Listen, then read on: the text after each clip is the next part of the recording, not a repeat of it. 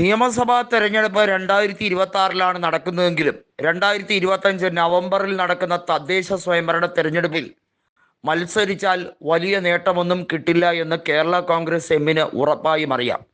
ജില്ലാ പഞ്ചായത്തിലായിരുന്നാലും പാലാ നഗരസഭയിലേക്കായിരുന്നാലും ഒന്നും വലിയ രീതിയിലുള്ള ഹൈപ്പ് കിട്ടുകയില്ല എന്ന് ജോസ് കെ മാണിക്ക് കൃത്യമായി അറിയാം. അതുകൊണ്ട് തന്നെയാണ് UDFിലേക്കുള്ള രംഗപ്രവേശനം ശക്തമാക്കാൻ വേണ്ടി Jose K Mani steering committee വിളിച്ചു കൂട്ടുന്നത്. എന്നാൽ റോഷി വിഭാഗം ആ സ്റ്റിയറിംഗ് കമ്മിറ്റി ബഹിഷ്കരിക്കാനാണ് പ്ലാൻ.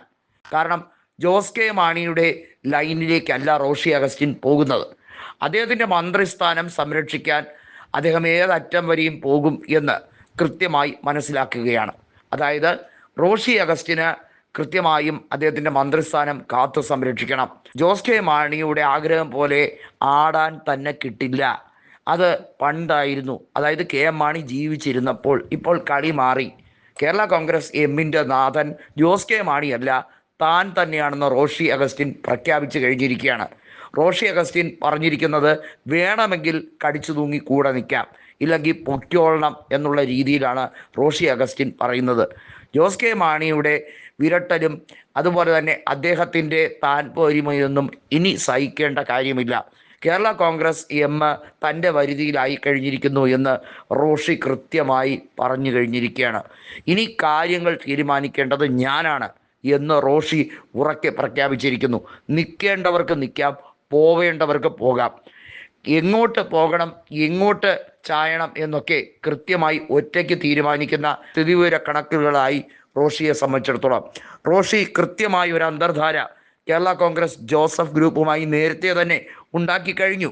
അതിൻ്റെ ഏറ്റവും വലിയ പ്ലാനിംഗ് ആണ് ഇപ്പോൾ ജോസ് കെ മാണിയെ പാലായിലേക്ക് തൊടിയിക്കാതിരിക്കാൻ വേണ്ടിയുള്ള ശ്രമം. അതുകൊണ്ട് തന്നെ ജോസ് കെ മാണിക്ക് ഇനി തിരിച്ച് പാലായിലേക്ക് ഒരു റീ എൻട്രി ഇല്ല എന്ന് റോഷിക്ക് നന്നായി അറിയാം. തൻ്റെ ഇടുക്കി സീറ്റ് ജോസ് കെ മാണി മത്സരിക്കാൻ പകരമായി ചോദിച്ച് കേരള രാഷ്ട്രീയത്തിൽ സജീവമാകാൻ ഒരു ഉളുപ്പുമില്ലാതെ ജോസ് കെ മാണി ഒരു ശ്രമം നടത്തി നോക്കി. പക്ഷേ അതൊക്കെ അങ്ങ് വാങ്ങി വെച്ചാൽ മതി, പരിപ്പ് ഇവിടെ വേകില്ല എന്ന് റോഷി അഗസ്റ്റിൻ പറഞ്ഞു എന്നാണ് റിപ്പോർട്ട്. ഇൻ്റലിജൻസ് റിപ്പോർട്ട് വന്നിരിക്കുന്ന പ്രകാരം ഇപ്പോൾ ജോസ് കെ മാണിക്ക് വലിയ തോതിൽ സ്വന്തം പാർട്ടി തന്നെ പിളർക്കേണ്ട ഒരവസ്ഥയിലേക്ക് എത്തുകയാണ്. അതായത് റോഷി വിഭാഗവും ജോസ് കെ മാണി വിഭാഗവുമായി കേരള കോൺഗ്രസ് എം രണ്ടായി പിളരും. അതിനകത്ത് പ്രത്യേകമായി റോഷി അഗസ്റ്റിൻ തന്നെ ആയിരിക്കും കൃത്യമായി അധികാരം പിടിച്ചെടുക്കുക. ഇത് കാലത്തിൻ്റെ കാവ്യനീതിയാണെന്ന് മോൻസ് ജോസഫ് ഉൾപ്പെടെയുള്ളവർ പറയുന്നു. പണ്ട് ചിഹ്നവും അധികാരവും എല്ലാം പിടിച്ചെടുത്ത ജോസ് കെ മാണിക്ക് 8ൻ്റെ പണി റോഷിയുടെ വക കിട്ടുക എന്നുള്ളത് അത് കാലം കണക്ക് തീർക്കൽ പോലെയാണ്. റോഷിക്കായിരിക്കും 2ലെ ചിഹ്നവും ഔദ്യോഗിക നേതൃത്വമെല്ലാം ലഭിക്കുക. ജോസ് കെ മാണിക്ക് UDFിലേക്കുള്ള പ്രവേശനം സാധ്യമാവുകയുമില്ല.